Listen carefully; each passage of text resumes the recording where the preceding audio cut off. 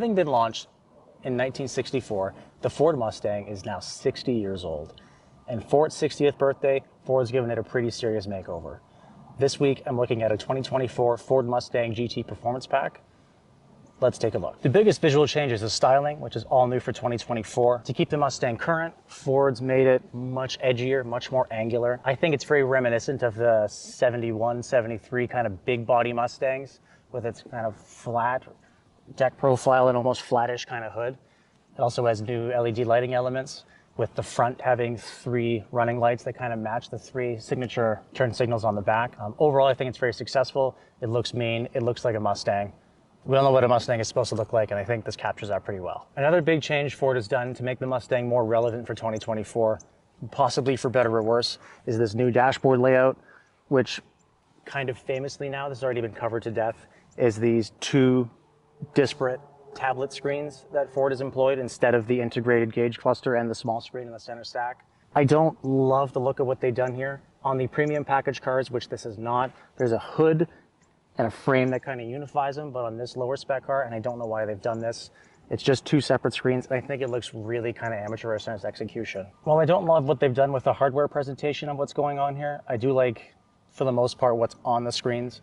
I think the gauge cluster itself is pretty cool, how it has so many different customizable modes, and even retro modes going back to the 60s and even into the Fox. That's pretty cool stuff. It's kind of playful, cool things that can be done with digital displays that no one else is doing, and I appreciate that Ford is doing it.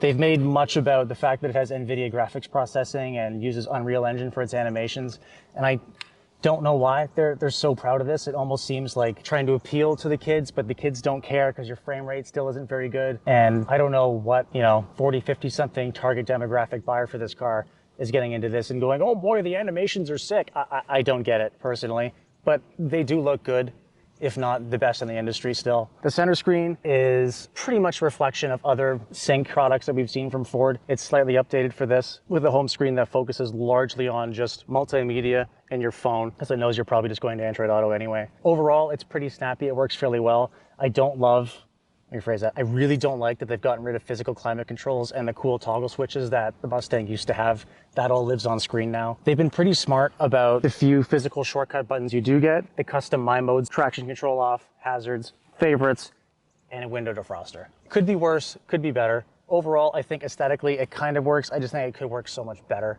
And I think on the premium cars it has the kind of hood to unify the 2 displays. Looks way better because that way it stops it from looking like they've just stuck to stupid screens on. Outside of the dashboard area, the rest of the interior is largely a carryover from what we saw in the previous car, with the center console and door cards being mostly the same. It looks like they've changed up some materials, namely on this large area of the door and the lower dash and glove box. It's all this really hard, chintzy kind of plastic, which I would be willing to cut a pass on, given that this is the base car and there's room to go up in the premium model vehicles. But what I really am not okay with is how much this is already scratching on this press car with less than 8,000 kilometers on it. This door card looks like it's been to the moon and back. The glove box is wrecked. Maybe this car's had a hard life, but I don't love what I'm seeing on this car so far. It doesn't look like it's going to wear very well. But beyond that, overall, it still captures the Mustang kind of theme. The seats are comfortable. There's lots of room. The back seats are vestigial. They're okay, maybe for kids or whatever, which is fine because no one's using this as a chauffeur's car anyway. It's always meant to be kind of the working class sports car. And I think it still captures that pretty well. My only real gripe is how they've integrated these 2 screens and the fact that because they've deleted some physical controls and gone to what looks like cheaper materials for some of the surfaces, it almost seems like there's cost cutting going on here, and I really don't love that. So, overall, I think this new facelift is quite successful. I'm not crazy about some of the changes that Ford has made, mostly just to the dashboard interior design and some material choices. But that aside, I think they got something really special going on here. Let's go check that out.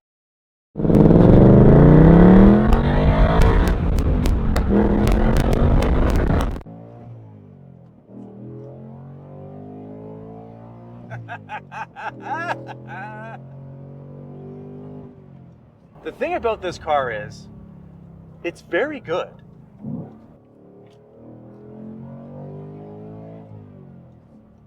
Actually shockingly excellent.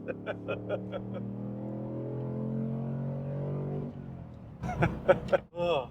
For all the foibles that I may pick on this car for some of Ford's decisions with the interior space and this dual screen layout and beware the march of progress, this chassis is still very good. This is progress. This is so good.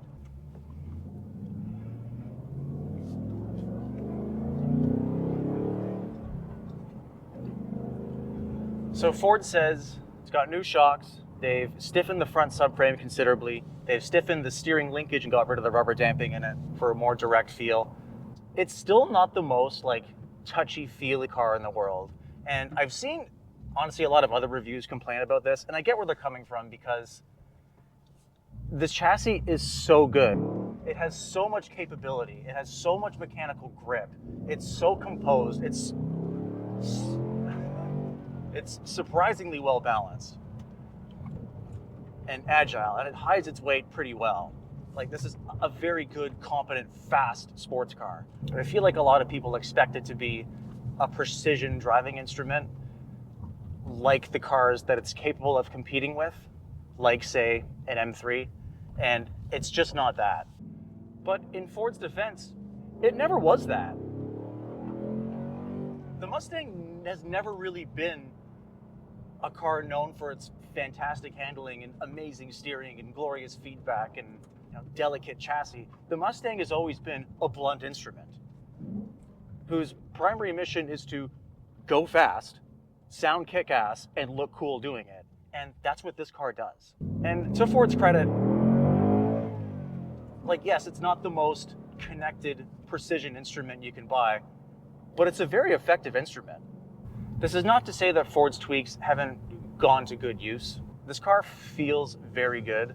It turns in very well. The steering's very sharp, almost artificially sharp, depending on your school of thought on how steering should be, but it's very tight on center.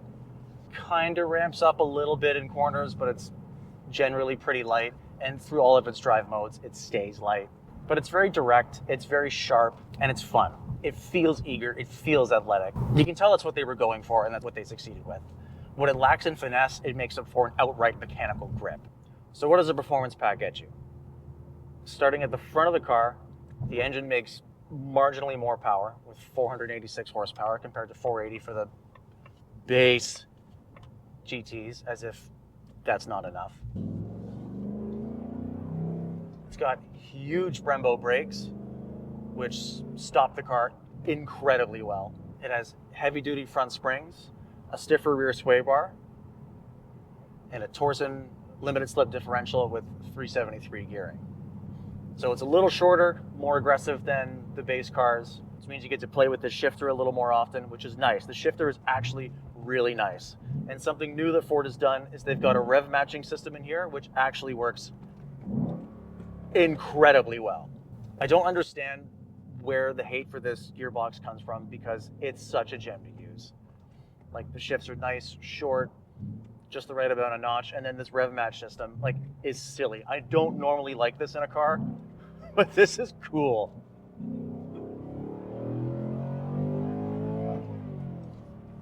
And of course, the engine is amazing. There's more that I'm forgetting, I'm sure. It's hard to stay focused in this car because it's so silly.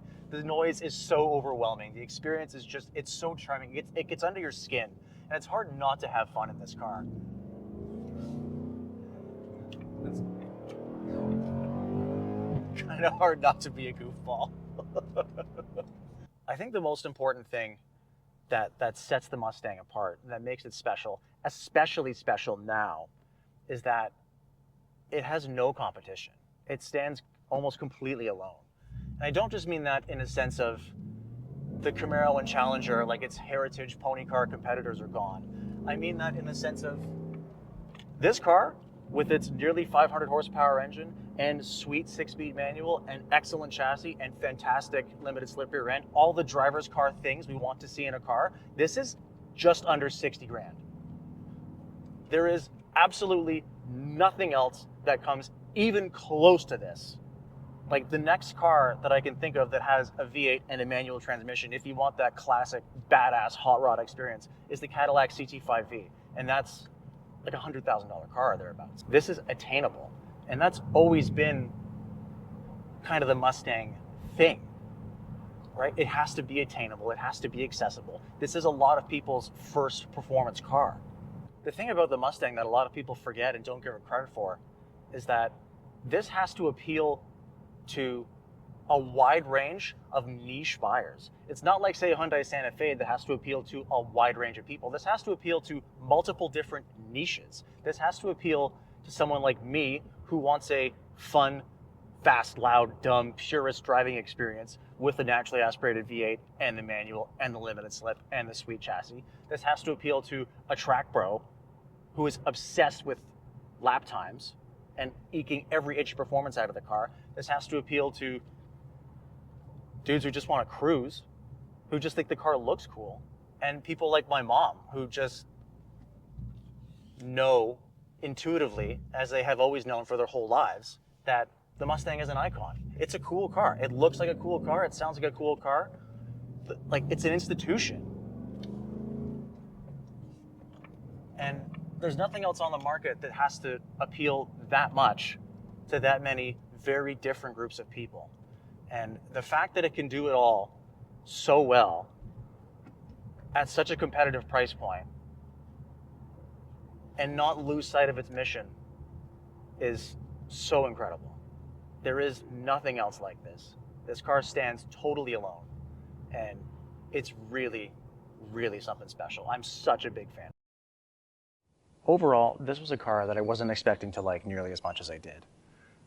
Initially, I was kind of turned off by Ford marketing's focus on the new screens and the graphics behind the screens and a bunch of, frankly, stupid garbage that I don't care about. And I really don't like the way they implemented it, especially on this car. But I have to temper that complaint because that is something that Ford has already addressed on the premium level cars. There is a kind of a hood that unifies the two screens, and it looks way better. Still generic.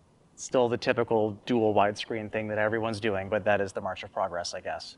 But one of the things about that march of progress that a lot of people tend to forget when evaluating this car and criticizing this car is the fact that because of that march of progress, this car is alone now. There's nothing else like this that comes even close to its driving experience and what it offers for performance, sound, feel, classic driving dynamics, for anywhere close to its price. This car is $59,380. That's a ridiculous screaming bargain for a 500 horsepower manual coupe in this day and age. No one else is doing that. No one else even comes close to it. I think for the amount of hats this car has to wear, for the amount of people that it has to appeal to, it's really impressive. You can tell that Ford knows that they almost have a responsibility to this name. There's so many people that care so much about this car because it has been such a critical icon of Americana and sports cars and racing and performance, and just the whole car world aesthetic is rooted so much in this car, in these two letters that this car popularized. And I think it's so impressive how they've managed to take what was good and make it better, hit all the style marks, hit the charisma marks, hit the performance marks, and they've updated it to hit some of the new technology marks in ways that I don't love, but the bottom line is they did it and it works. And it's all in the quest to keep the Mustang usable. This has always been supposed to be the accessible hot rod daily driver. This is a car that has the charisma and charm and style of a Sunday driver toy with the practicality that you can actually drive and use and count on and depend on every day.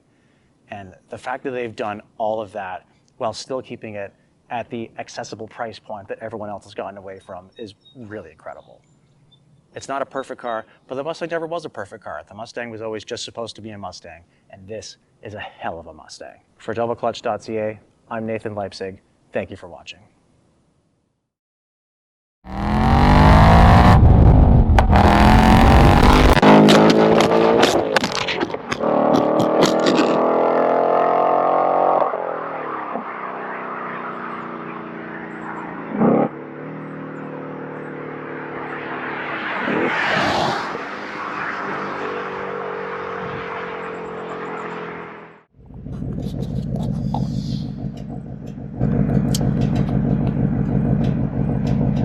Oops.